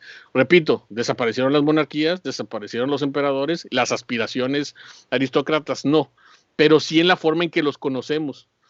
Si se fijan cómo lo dice Hobsbawm, la forma en que los habíamos visto, estas políticas tradicionales, estas creencias de que yo soy un ser todopoderoso y tengo poder divino, eso se acabó ahí. Muy difícilmente de ahí en adelante podíamos ver a un tipo que dijera que él era y gobernaba por la mano de Dios, sin que eso tuviera consecuencias o sin que no tuviera críticos al respecto. Sí, si fuera la Edad Media, pues eso pasaba, o si fuera la Edad Moderna antes de la Revolución Francesa. No sé si me explico en esta parte. O sea, este es un tiempo donde ya si eso pasa, no va a ser sin consecuencias. Y si pasa, que me estoy acordando, solamente va a ser en Rusia con Rasputín cuando dijo eso. ¿Vamos bien? A ver si se entendió. Ya veo que son en una 40. Déjenme, nada más se termino esto y lo demás lo dejamos en stand-by. ¿Cuáles van a ser las consecuencias de la Revolución de 1848? Se liquida el feudalismo, con excepción de la Rusia zarista. Sí, de hecho me dan ganas de poner la cita porque siento que no me creen, pero en serio, excepto Rusia, se liquida el feudalismo en Europa. Dice, la mayor parte de Europa estaba establecido, regímenes parlamentarios con constituciones modernas y sistemas electorales censitarios. Eso es una realidad. A partir de 1848 se acabaron las Europas con poder absoluto, excepto Rusia.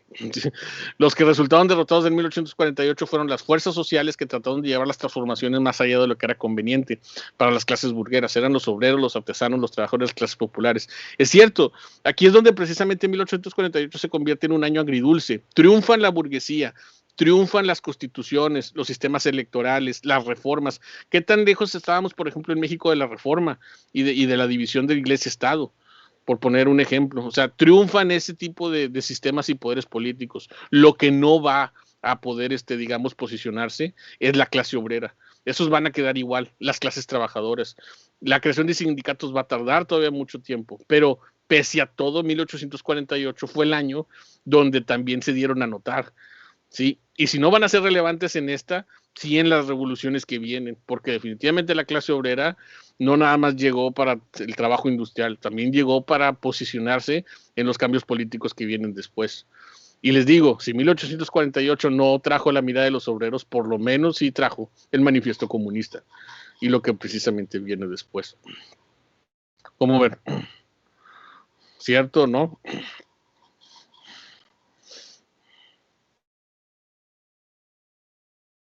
A ver, ¿sí se entendió eso de 1848?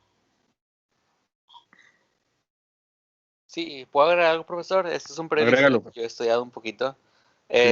Completamente de acuerdo con usted. Muchas veces son estos elementos de la sociedad que fueron dejados atrás por las revoluciones de la Revolución Francesa, en el caso especial de Austria-Hungría y de Alemania, en Austria-Hungría es el elemento húngaro.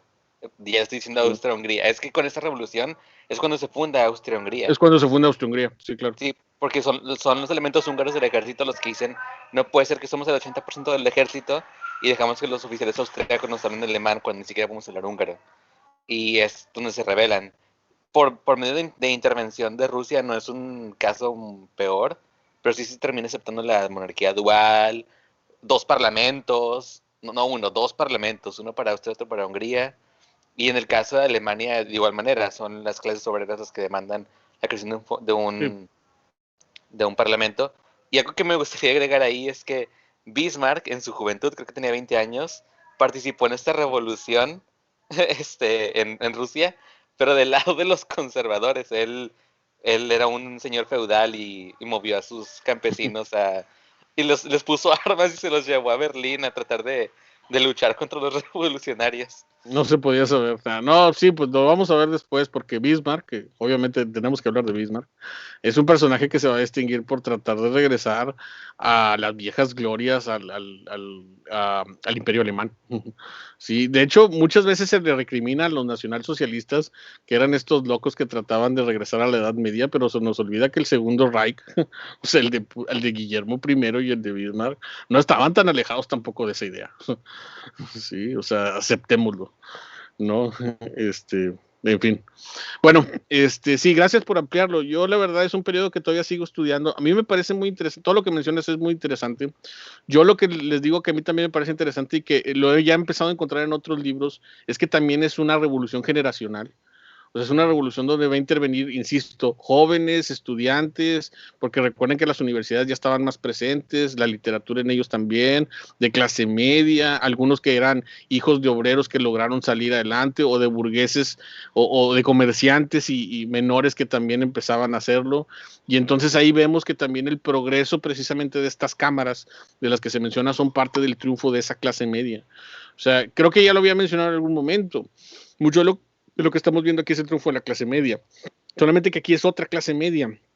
La clase media que hasta ese momento estaba todavía incluso más marginada y que ya se empieza a dar a notar, porque la segunda mitad del siglo XX es la que le va a pertenecer a estos movimientos que todavía no sociales, pero que ya después en el siglo XX se van a manifestar. Como dices tú, Bismarck era un joven, todos estos personajes que después van a ser más representativos, pues ahí los vamos a ver.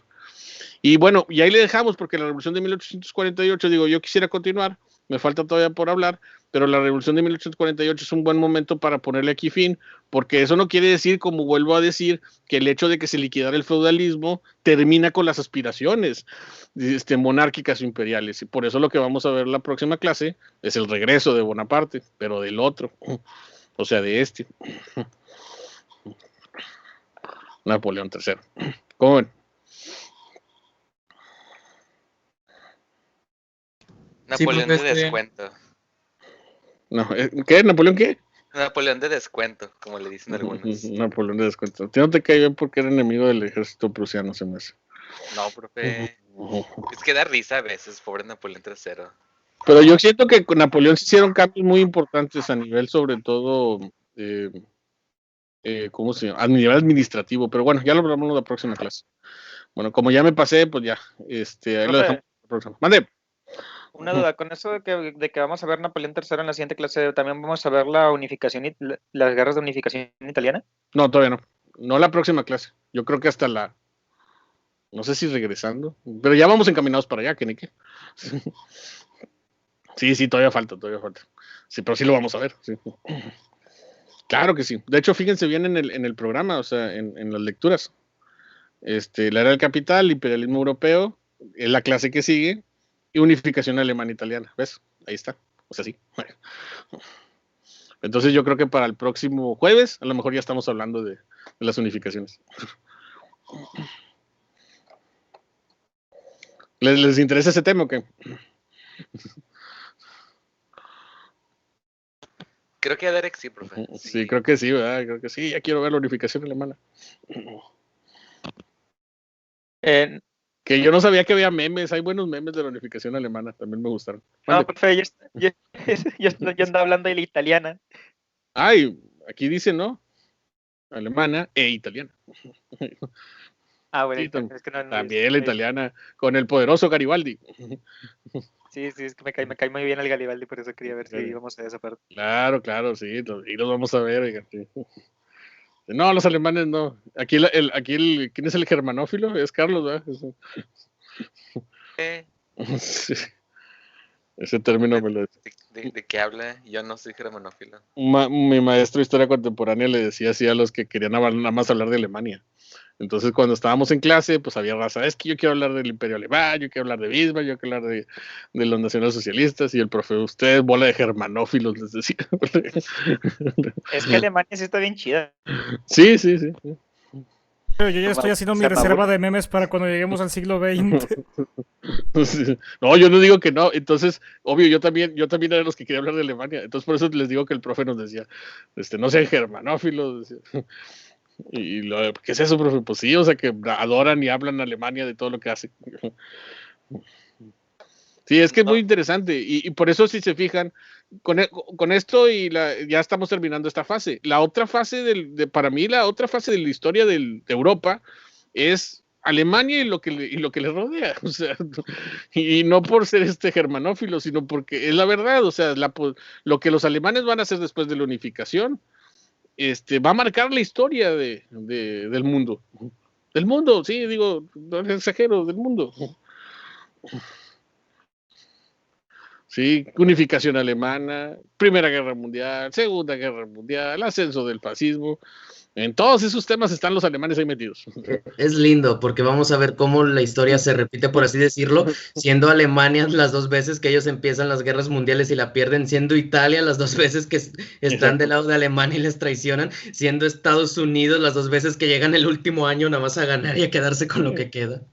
Sí, y como esta es una clase de Europa, les digo, en definitiva, o sea, por más que ya estamos llegando a un punto donde Europa las fronteras de Europa se invisibilizan, no sé si me explico también. En esta parte del curso, para mí, creo que ya no es Europa, sino es Europa y el mundo. De hecho, en la próxima clase voy a explicar más eso, porque todavía lo que hemos visto hasta este punto es hablar de Europa con Europa, pero ya la conexión que va a haber después de Revolución Francesa Industrial y obviamente la conexión económica que se da es Europa e inevitablemente el mundo. O sea, es cuando hablas de Inglaterra, es Inglaterra y sus colonias. Cuando hablas de Francia, es Francia y sus colonias. ¿Sí? Entonces, ya es también eso de hablar de Europa por Europa, es algo que ya se vuelve imposible también a partir de la segunda mitad del siglo XIX.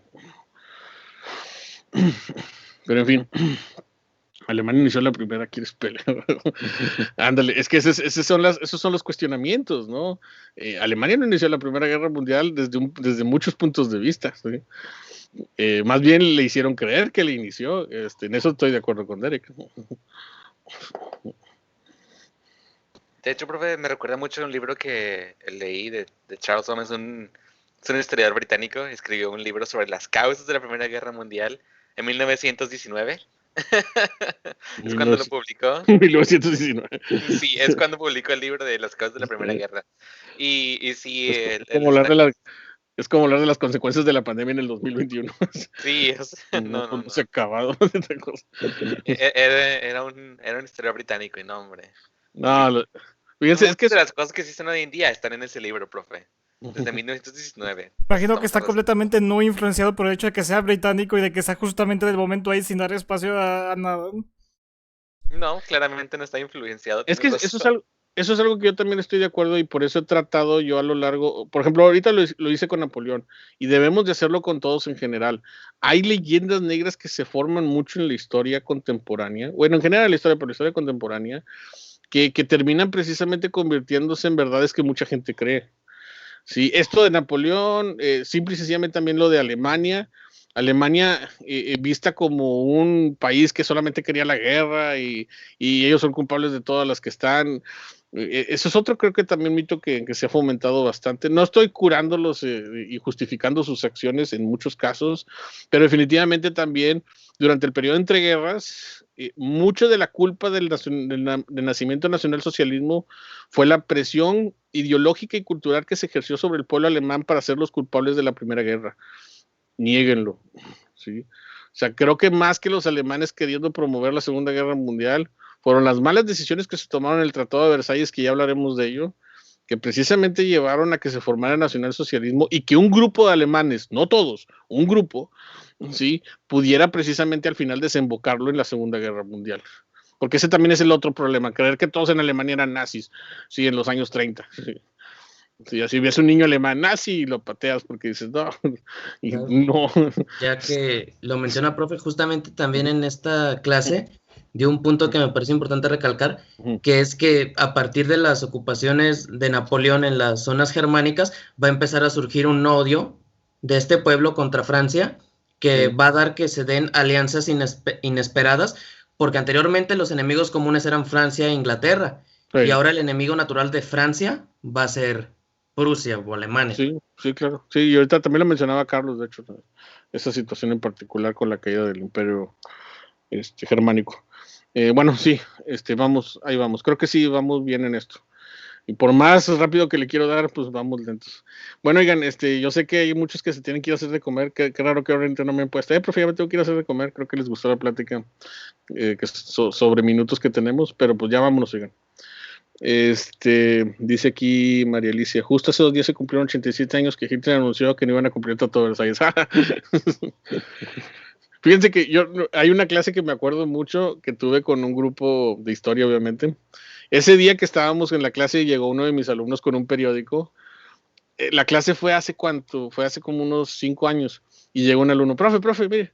Y llega con el periódico del día de hoy, con la noticia de ayer. Alemania acaba de pagar lo que debía de la Primera Guerra. Sí. Entonces yo sí que wow. O sea, hay cosas en ese sentido que todavía ocurren, ¿no? Y esa, por ejemplo, de que Alemania acababa de liquidar la deuda de la Primera Guerra Mundial, así me pareció de que sí, definitivamente esta es una noticia que llegó muy tarde. Mejor tarde que nunca. Creo Sí. que hace poquito también la primera burbuja económica que se creó en el mundo la terminaron de pagar hace como unos 2 años en Inglaterra también. Sí, y La es de que la son, South Sea Bubble. son cosas que dices, ¿a poco continúan con eso? Pues sí. O sea, todavía hay deudas históricas en Europa que todavía no se liquidan o que apenas se están pagando. Esa yo digo, la sabemos, ¿no? Al final, Tratado de Versalles, fueron varios, las cláusulas donde a Alemania se le obligó a pagar, ¿cuánto era? 140,000 millones de marcos, era una cosa exagerada, pero yo estaba con que ya después de la Segunda Guerra Mundial, la ONU y demás, se había llegado a lo mejor a liquidar, no, apenas se acaba de liquidar hace unos añitos. Y yo digo, ¿a quién se la pagaron también? Pues ya en muchos países de esos ni existen. Así. Creo que en muchos tratados internacionales, profesor, cuando se reconoce la independencia de un país, creo que las cláusulas son de que asume la parte de la deuda o la deuda del país anterior. Pasó en México, ¿no? De la ¿Sí? Nueva España a México, Inglaterra dijo, paguen las deudas de la Nueva España, del virreinato. Que de hecho yo no sé cómo siga la deuda en ese sentido aquí en México, porque yo soy de una generación en los 90 que nos amenazaban mucho que teníamos una deuda impagable y que teníamos arrastrando una deuda desde Santana, ¿no? Yo no sé cómo sigue eso de la deuda, por ejemplo, en el caso, les digo, de México y su crédito en el mundo, pero tío, capaz que todavía también estamos pagando por ahí alguna guerra, la guerra de los pasteles y todavía no sabemos. Tío. Deudas a Austria-Hungría. Le debemos a Austria-Hungría, sí. Oigan, ¿y dónde queda Austria-Hungría? Pues ya ni existe. Eso es lo que voy, ya ni existen esos países. ¿Ha visto el meme, profe? Que es de que un niño hablándole a su abuelito y le dice, ¿qué abuelito, hoy están jugando de que Austria-Hungría? ¿Y el de que contra quién? Ándale, sí. A mí me da risa mucho en Los Simpson, ¿no? Cuando el señor Burns quiere mandar una carta al consulado prusiano. También en Los Simpsons es donde el señor Burns dice, ahora entonemos el himno de la nación, dice, por la gloria al Kaiser.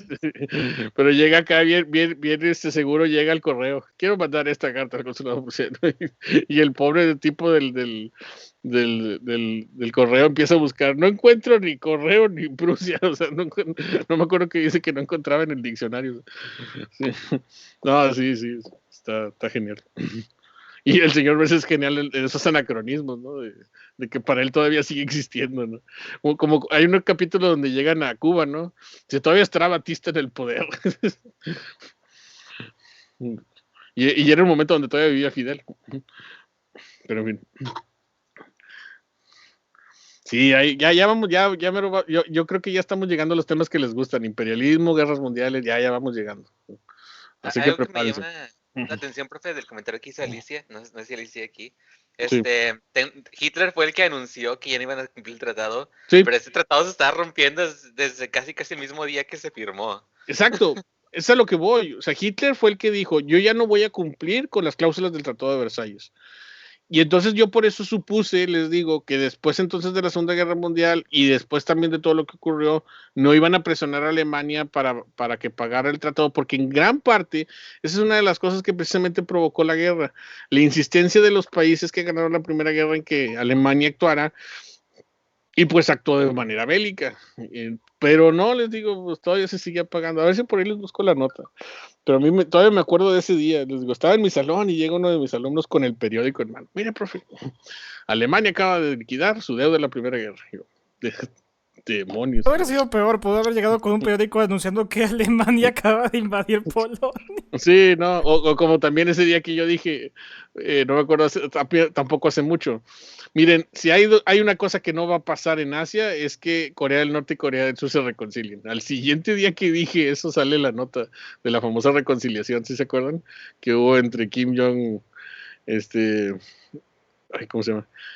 Kim Jong-un y el que es el ministro coreano, ¿no? De Surcorea. Esta donde no sé si la vieron, fue bastante así teatrera, ¿no? Se dan la mano, cruzan el paralelo 38, uno va y se abraza del otro, luego cruzan el paralelo 38 y se abrazan, y total estaban diciendo que le ponían fin a la guerra. Y yo, por hablador, yo de que no, eso nunca va a pasar. Trump, ¿no? Pero ¿sí? Te sigue diciendo esas cosas buenas pasan. Por hablador, porque yo dije, no, eso no se va a lograr, no, hombre, la paz al siguiente día, me acuerdo muy bien, porque yo estoy diciendo, no, hombre, esa paz no se va a lograr, y les digo, ahí andaban abrazándose en el paralelo 38 los dos, sí. Y la otra cosa que les dije, bueno, ya lograron la paz, pero no creo que se unifiquen, nada que mañana Corea se vuelve un país de nuevo. No, pero mejor diga esas cosas, esos fueras para el bien, profesor, no haga eso. Eso creo que sí ya no va. Eso sí no creo que pase, que se unifique Corea de nuevo, pero les digo, la historia le encanta. Me acuerdo también otra cosa que también decía yo, es que había una irreconciliación entre chinos y japoneses. Dice, eso también yo no creo que se logre recientemente. Y también a la semana siguiente, no sé si supieron, parte por las políticas de Trump, precisamente también de todos estos proteccionismo económico y todos estos aranceles que quería cobrar los países asiáticos, es que China y Japón tuvieron una reunión donde se propusieron una amistad económica, ¿no?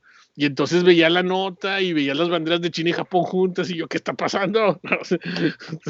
Pero bueno, otra cosa que también por hablador, ya no sé qué más decir para que no pase y vaya a pasar. Sí. Que la Unión Soviética ya vaya a volver a aparecer está canijo. Ya mañana Putin. Eso es lo que quería que pensáramos. Presiona un botón y salen los tanques. Y revive a Lenin y ahí lo hace caminar por la Plaza Roja, ¿sí? Destruir el capitalismo. Sí, esa es la que dice Derek. Esa reunión fue cuando hubo un problema que llevaron recién los murales. Sí, o sea, es que la verdad para mí era muy difícil. Yo no había visto que se dieran protocolos de amistad entre China y Japón, estaban bien herméticos, y luego viene toda esta administración pasada y ahí los ves, fue todo un acontecimiento, las banderas de ambos países juntos, los dos representantes del país así también dándose la mano, y yo, ¿qué demonios? Ya no sé qué más pasa.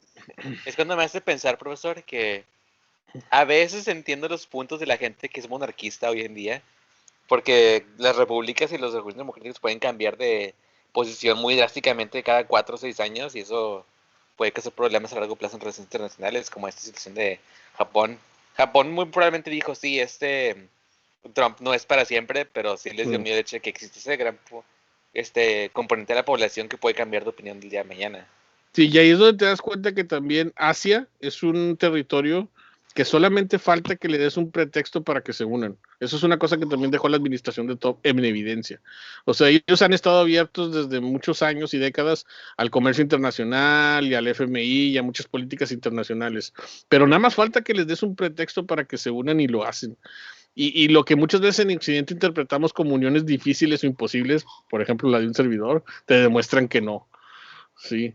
Te demuestra que no, sobre todo, me acuerdo cuando salió esa nota, salió mucho la nota de un sociólogo que yo cito aquí bastante, bueno, en Asia, que es Samuel Huntington, porque Huntington era uno de los que decía eso.